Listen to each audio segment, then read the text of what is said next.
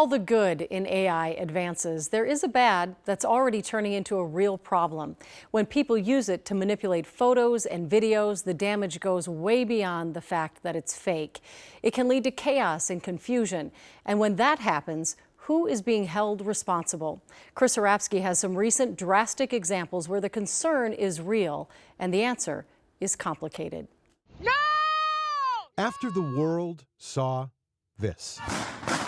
The hunt to ID the ICE agent who shot Renee Good became a torrent of disinformation. According to X's AI chatbot, Grok, multiple users asked it to unmask the face of the ICE agent, a digital best guess for Grok. The fake face was posted.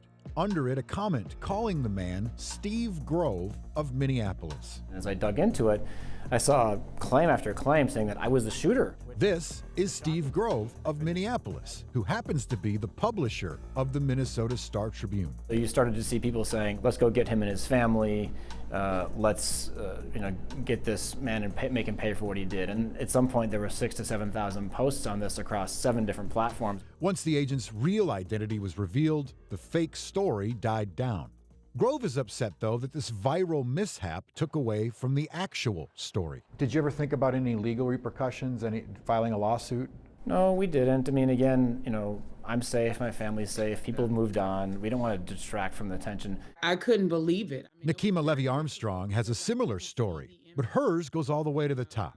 The attorney and activist was arrested after interrupting a church service in protest of the pastor's employment with ICE. Homeland Security released one image of Levy-Armstrong's arrest. Shortly after, the White House released an AI-altered version. They darkened my skin. They exaggerated my features. They had tears streaming down my face. They had my hair disheveled. I believe that because the White House could not break me, they put out an image showing me broken, which is absolutely despicable and disgusting. So do you think you have a legal path to sue here?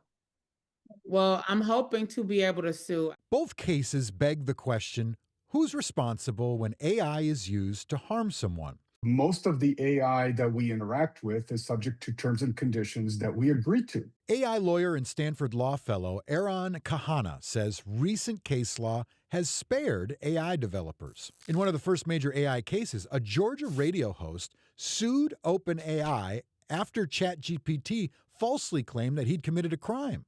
The court dismissed that case, saying a mistake was made with no proof that OpenAI intended to harm the guy. But when a person uses AI to create a fake image or audio clip and spread it, courts are less forgiving. In Maryland, a school employee was sentenced to jail after using AI to create a racist deepfake recording of a principal.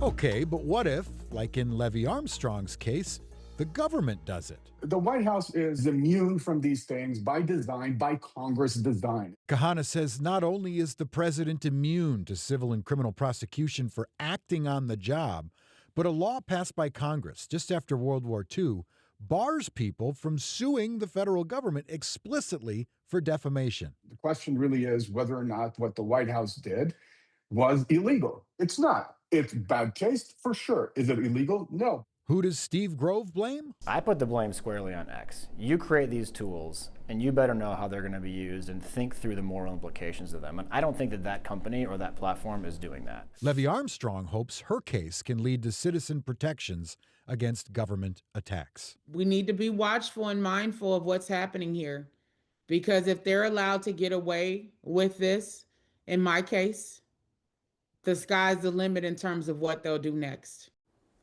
President Trump has not spoken about the Levy-Armstrong post, but a White House spokesperson did post on X that, quote, the memes will continue, end quote.